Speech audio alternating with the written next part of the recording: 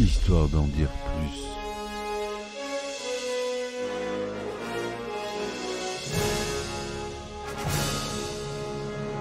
Eh ben attendez, on est en France. Allez, cul sec.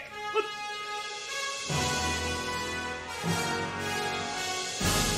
Personne ne me le croirait, pourtant c'est vrai, ils existent, ils sont là, tarnatata. Non. Il faut qu'on pète.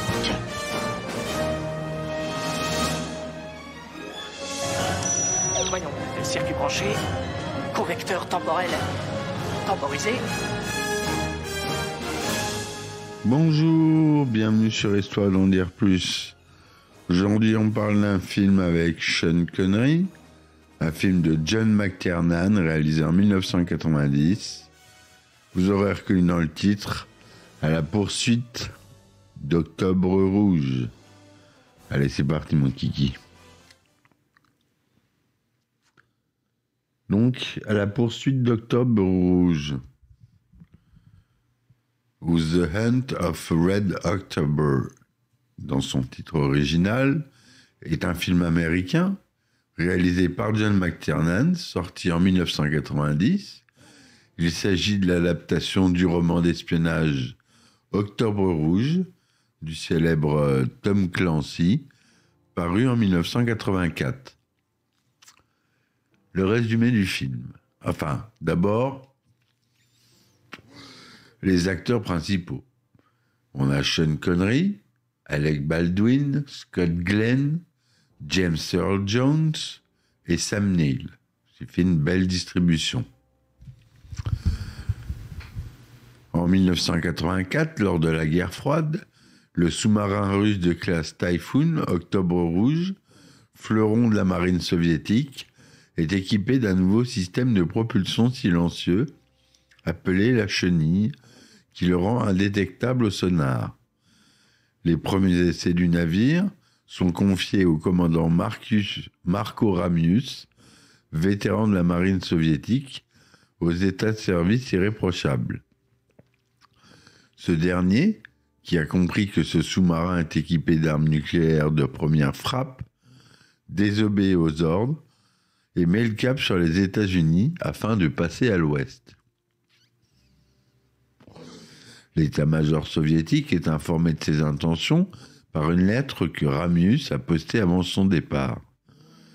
Les soviétiques font alors tout pour empêcher Ramius de livrer le sous-marin aux Américains, y compris en leur annonçant que Ramius, dans une crise de folie, veut les attaquer afin de les forcer à détruire eux-mêmes le sous-marin s'ils le détectent. Du côté américain, Jack Ryan, un analyste de la CIA, qui connaît Ramius, en arrive à la conclusion que celui-ci souhaite réellement passer à l'ouest, c'est-à-dire passer dans le camp ennemi, enfin des Russes, camp américain. Les militaires américains ne sont pas convaincus, mais le responsable du gouvernement, le conseiller de la sécurité nationale, Jeffrey Pelt, donne 3 jours à Ryan pour prouver sa théorie. Il est envoyé sur un porte-avions au milieu de l'Atlantique, et pendant ce temps, après un certain retard, Tupolev, le commandant du sous-marin d'attaque de classe Alpha, Kronalov, reçoit également l'ordre d'intercepter et de détruire l'Octobre Rouge. Dans l'océan Atlantique, le sous-marin américain USS Dallas tente de suivre la piste de l'Octobre Rouge. En raison des actions d'un saboteur inconnu, la chenille de l'Octobre Rouge fonctionne mal lors de manœuvres risquées dans un étroit canyon sous-marin. C'est alors que Jones, un expert en détection sonar du bâtiment américain, trouve un moyen de repérer le sous-marin soviétique. Lorsque Jack Ryan l'apprend, il se fait héliporter jusqu'à l'USS Dallas, mais à peine arrivé à bord, Mancuso, le commandant du navire, reçoit l'ordre de détruire l'Octobre Rouge. Ryan le persuade cependant de tenter de communiquer par signaux visuels en surface avec le sous-marin soviétique avant d'exécuter son ordre. Ramius, stupéfait que les Américains aient correctement deviné son plan, accepte l'aide de Ryan. Il organise alors une fausse alarme de réacteur nucléaire, ordonnant à son équipage d'abandonner le navire, et après qu'une frégate américaine a été repérée, se dirigeant droit vers eux. Ramius s'immerge en effectif réduit, laissant son équipage dans des radeaux de sauvetage. Le navire américain lance une torpille pour détruire le sous-marin, mais celle-ci est autodétruite par l'amiral Greer depuis le PC de commandement, tout en donnant l'illusion que l'Octobre Rouge est vraiment attaqué. Pendant ce temps, sous l'eau, Ryan, Mancuso et Jones montent à bord via un mini sous-marin de sauvetage, après quoi Ramius demande l'asile pour lui-même et ses officiers. L'Octobre Rouge est soudainement attaqué par le Konovalov, alors que les deux sous-marins soviétiques manœuvrent. L'un des cuisiniers de l'Octobre Rouge, Loginov, un agent infiltré du GRU et le saboteur secret, ouvre le feu sur le pont. Loginov blesse mortellement le premier officier Vassili Barodin avant de se retirer dans la soute des missiles nucléaires.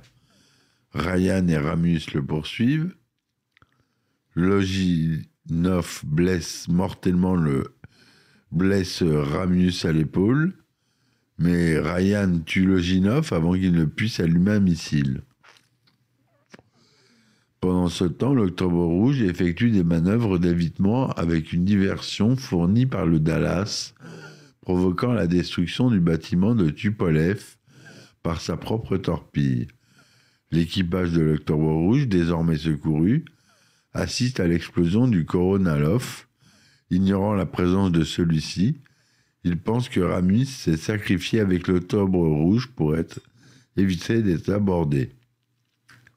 Ryan et Ramius, leur subterfuge terminé, dirigent l'Octobre Rouge jusqu'au fleuve Penobscot, dans le Maine, l'un des derniers endroits où les satellites russes le chercheraient. Ramius admet qu'il fait défection parce qu'après avoir reçu les plans de l'Octobre Rouge, il s'est rapidement rendu compte que le véritable objectif du navire était de lancer une première frappe nucléaire non provoquée contre les États-Unis et a conclu qu'il ne pourrait jamais soutenir une telle action. Du haut du pont du sous-marin, Ramius, heureux d'être arrivé en toute sécurité en Amérique, offre à Ryan une citation de Christophe Colomb, et la mer accordera à chaque homme un nouvel espoir, car le sommeil apporte des rêves d'y être chez soi. Ryan hoche la tête en signe d'accord et offre son retour. Bienvenue dans le nouvel monde, monsieur. Une fois sa mission accomplie, Ryan retourne à Londres avec un ours en peluche qu'il compte offrir à sa fille et réussit à s'endormir dans l'avion. Voilà ce résumé du film qui dure 135 minutes. Au scénario, on a Larry Ferguson et Donald E. Stewart, avec la participation non créditée de John Milius, un grand scénariste, Robert Garland et David Schaber, toujours d'après le roman de Tom Clancy, Octobre Rouge. La musique est de Basile Poulet-Doris. À la photographie, c'est Yann de Bont qu'on retrouve, le célèbre. Les langues originales parlées dans le film sont l'anglais et le russe. C'est tourné en couleur Technicolor 35 mm de 35e, donc cinémascope. Son Dolby Stéréo. C'est sorti aux États-Unis le 2 mars 1990 et en France le 29 août 1990. Sean Connery joue capitaine Marco Ramius, commandant de l'Octobre Rouge. Alec Baldwin, Jack Ryan, analyse de la CIA. Scott Glenn, capitaine Bart Mancuso, commandant de l'USS Dallas, Sam Neill, Vassili Borodin, officier en second de l'Octobre Rouge, James Earl Jones, il joue le directeur de la CIA, Josh Ackland, Andrei Lysenko, ambassadeur soviétique aux États-Unis. On a Tim Curry qui joue le docteur Yevgeny Petrov, médecin de bord de l'Octobre Rouge. Qui c'est qu'on a de connu? Anthony Peck qui joue le lieutenant Thompson, commandant second de l'USS Dallas. Voilà pour les plus connus. La production, donc le producteur Mace Neufeld met une option sur les droits du roman Octobre Rouge de Tom Clancy en février 1985. Même si le livre devient rapidement un best-seller, Mace Neufeld peine à trouver un studio pour développer le film. L'intrigue est en effet jugée trop complexe. Après 1 an et demi, il trouve finalement du soutien chez Paramount Pictures. Larry E. Ferguson et Donald E. Stewart sont ensuite chargés d'écrire le scénario, alors que Mace Neufeld approche l'US Navy. La marine américaine est d'abord réticente, craignant que des informations secrètes soient révélées. Cependant, plusieurs amiraux sont fans de l'œuvre de Tom Clancy. De plus, la marine espère des retombées positives à l'instar de Top Gun en 1986 et son impact sur le recrutement. Robert Garland, John Milius et David Schaber participent comme script docteurs mais ne sont pas crédités. L'équipe du film est alors autorisée à accéder à plusieurs sous-marins de classe Los Angeles, notamment l'USS Chicago et l'USS Portsmouth. John McTiernan est choisi comme réalisateur. Il abandonne ainsi la possibilité de mettre en scène 58 minutes pour vivre, suite de son Piège de cristal en 1988. Les acteurs Kevin Costner et Klaus Maria Brandauer sont initialement approchés pour tenir les rôles de Jack Ryan et de Marco Ramius. Kevin Costner préfère se concentrer sur Danse avec les loups. Klaus Maria Brandauer décline finalement la proposition parce qu'il vient de se casser une jambe. C'est lui qui propose alors Sean Connery, qu'il a connu pendant le tournage de James Bond, Plus jamais. Le rôle de Jack Ryan est proposé à Harrison Ford, qui le trouve trop peu présent par rapport à Marco Ramius. Il incarnera finalement le personnage dans 2 autres adaptations du roman de Tom Clancy, Jeu de guerre en 1992 et Danger immédiat en 1994. Lorsqu'il reçoit le scénario par télécopieur, Sean Connery trouve que l'intrigue est irréaliste dans le contexte de la fin de la guerre froide. En fait, on ne lui a pas faxé la page de garde du script qui indique explicitement que l'histoire se déroule en 1984. Pour la préparation de son rôle de Mancuso, Scott Glenn rencontre Thomas B. Fargo, le commandant de l'USS Salt Lake City, l'accompagnant lors d'une des sorties en mer. Il déclarera lors d'une interview que son interprétation a été très largement inspirée par le comportement qu'il a pu observer lors de ces quelques jours passés à bord. Le tournage a eu lieu au printemps 89. Il se déroule dans l'État de Washington, à Port Angeles, Keyport, en Alaska, au port de Valdez, dans le Connecticut, à la base navale de New London, à Groton, à San Diego, à Los Angeles, ainsi qu'à Liverpool, en Angleterre. La production est autorisée à tourner à bord de plusieurs navires et sous-marins, comme l'USS Louisville. Lors du tournage, les acteurs interprétant l'équipage de l'USS Dallas font d'abord une croisière à bord d'un véritable sous-marin afin de se familiariser avec le mode de vie à bord. Aussi, c'est l'USS Houston qui joue le rôle de l'USS Dallas dans le film. Le modèle du sous-marin Octobre Rouge n'est jamais mis à l'eau. Il est suspendu par 12 câbles au-dessus d'une grille, ce qui donne la possibilité de l'incliner ou de le tourner lorsque c'est nécessaire. L'effet sous l'eau est obtenu grâce à un peu de fumée et quelques retouches numériques. Le modèle du sous-marin Typhoon, vu en surface au début du film et vu en plongée, présente des erreurs grossières par rapport à la réalité. Le sous-marin tel qu'on le voit en surface est nettement plus petit que les vrais Typhoon. Il est trop bas sur l'eau, les formes du kiosque sont loin de la réalité, et les appareils de manœuvre, gouvernail et hélice, n'ont pas grand-chose de commun avec la réalité non plus.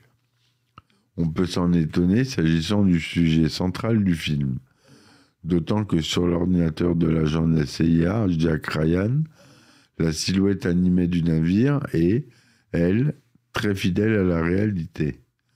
Quant aux vues intérieures du Typhoon, c'est totalement fantaisiste. Les scènes qui se déroulent dans la tranche missile montrent un environnement qui n'existe pas. À bord des Typhoon, les silos à missiles se trouvent entre les deux coques pressurisées disposées en catamaran sous la coque externe. Les silos sont donc hors de vue. Le poste central du Typhoon n'est pas réaliste du tout et ressemble davantage à un décor de boîte de nuit. Pour distinguer les différents intérieurs des sous-marins, les scènes du film situées dans le sous-marin américain sont baignées d'une lumière rouge, bleue dans celle de l'Octobre rouge soviétique et verte dans le VK Konovalov, le sous-marin du commandant Tupolev. Par ailleurs, le décor du poste dans des couleurs bariolées. Un vrai poste central de Typhoon est très éclairé et assez vaste. Les équipements qui tapissent les cloisons sont de couleur écrue, comme dans tous les sous-marins soviétiques et russes. Différence entre le roman et le film. Bien qu'en apparence d'une loyauté absolue envers le Parti communiste et le système soviétique, allant même recommander à chacun de ses élèves d'adhérer au parti, Marco Ramius, l'homme de la mer avant tout, entretient au contraire un puissant esprit critique à l'égard de l'Union soviétique, dont pour l'auteur américain Tom Clancy, il a mesuré les faiblesses et plus profondément les profonds blocages sociétaux et institutionnels internes. L'événement déclencheur va être la mort de son épouse, victime d'un chirurgien ivre, qui opère sa femme en urgence, sans avoir de médicaments adéquats. Dès lors, il va haïr l'État soviétique, qu'il tient pour responsable, et décide de se venger des souffrances infligées à son pays et à sa femme, en faisant défection avec le dernier-né des sous-marins soviétiques dont il est chargé du programme pour le livrer aux États-Unis, avec une partie de ses officiers, tous volontaires, conscients des risques et partageant les mêmes conceptions critiques vis-à-vis de l'URSS. À sa sortie en salle, À la poursuite d'Octobre Rouge, reçoit des critiques négatives de la plupart des revues majeures, mais devient en dépit d'elle un des succès de l'année au box-office. Bien que le film a été tourné quelques années après l'effondrement du régime soviétique, et indépendamment du fait que l'action se déroule au milieu des années 80, le traitement de l'univers soviétique ressemble à s'y méprendre à ce qu'il était en pleine guerre froide, reprenant des clichés caricaturaux et désuets. Dans sa critique, Al Hinson du Washington Post écrit « Rien ne se passe, du moins pas à l'écran. Il n'y a pas grand-chose à regarder lorsqu'enfin arrivent les scènes d'action. Les images sous-marines sont obscures et impossibles à suivre. » Pour Vincent Canby du New York Times, M. McTiernan n'est pas un réalisateur subtil. Le public est averti par un mot et une musique lorsqu'il doit craindre le pire, même si l'action à l'écran le lui dit le contraire. Pour David Hanson de Newsweek, c'est au niveau des tripes que Octobre Rouge déçoit, comme une bouilloire trop pleine. Elle met trop en avant, trop longtemps avant d'arriver à ébullition. Cependant, pour le fameux critique que je cite souvent, Roger Ebert du Chicago Sun-Times, À la poursuite de l'Octobre Rouge est un film efficace qui nous plonge dans un jeu habile et trompeur. En 2003, Nick Schrager de Slant Magazine note que le film a admirablement résisté à l'épreuve du temps. Sur Rotten Tomatoes, il obtient 89% d'avis favorables sur 70 critiques, une note de 7,75 sur 10.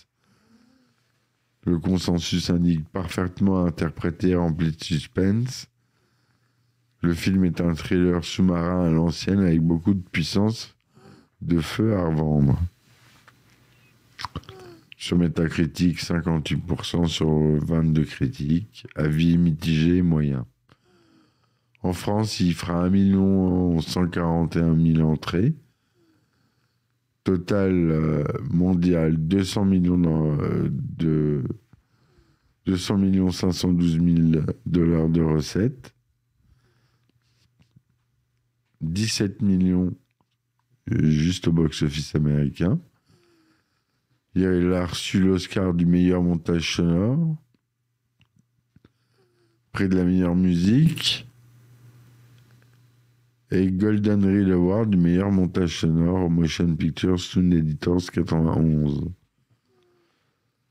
En 1990, le studio Paramount Pictures proposa à la Navy d'introduire une publicité pour le recrutement au début de la version VHS du film et de celle du vol de l'Intruder. Une note interne, une agence de publicité au Pentagone, indiqua de refuser l'offre en notant que les deux films constituent déjà un outil de recrutement formidable pour les militaires, en particulier pour la Navy, et y ajouter une annonce de recrutement au début de ce qui est déjà une annonce de recrutement de 2 heures serait redondant. Dans le film, une astuce de réalisation est utilisée pour conserver partiellement la logique de la barrière linguistique entre anglophones et russophones au sein de l'histoire et immerger dans cette confusion en ne sous-titrant volontairement pas certains dialogues, sans devoir toutefois conserver ce procédé pour l'entièreté du film. Les membres de l'équipage russe sont ainsi censés parler en russe. Pour faire la transition, le film use d'un artifice original. Un officier politique soviétique se saisit d'un livre appartenant à Ramus et lit une citation en commençant en russe pour finir en anglais après une courte pause de ponctuation. La citation est un extrait biblique de l'Apocalypse, le mot Armageddon se prononçant de la même manière en anglais ou en russe. L'acteur James Earl Jones reprendra son rôle d'amiral Greer dans 2 autres adaptations de romans de Tom Clancy avec Harrison Ford, Jeu de guerre en 92 et Danger immédiat en 94, et le personnage de Jack Ryan. Il sera cette fois incarné donc par Harrison Ford. Voilà ce que je voulais vous dire sur ce film qui m'a marqué. C'est pour ça que je voulais vous en parler. Je vous invite à lire les romans de Tom Clancy si vous aimez les polars militaires avec des dénouements tortueux, des cliffhangers, etc. Les films tirés de ces bouquins en sont en général de bons films. C'est un bon McTiernan. Voilà pourquoi je voulais vous en parler. J'espère qu'il vous aura plu. Il est enregistré au National Film Registry de la bibliothèque du Congrès américain. C'est pourquoi j'en parle. Vous savez bien que pour moi, c'est une référence, cette liste. Et voilà. Donc, je vous remercie de m'avoir écouté. Je vous dis à très vite pour un nouvel épisode. N'oubliez pas de me soutenir sur mes différentes plateformes. Je vous mets les liens en description. À très vite pour un nouvel épisode. Et ciao, ciao. Histoire d'en dire plus.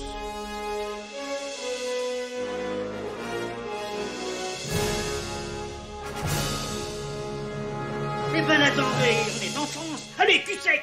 Hop.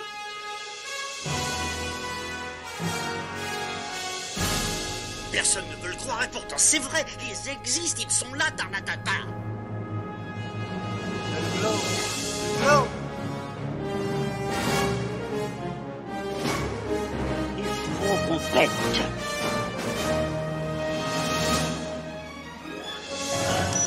Voyons, circuit branché, correcteur temporel temporisé,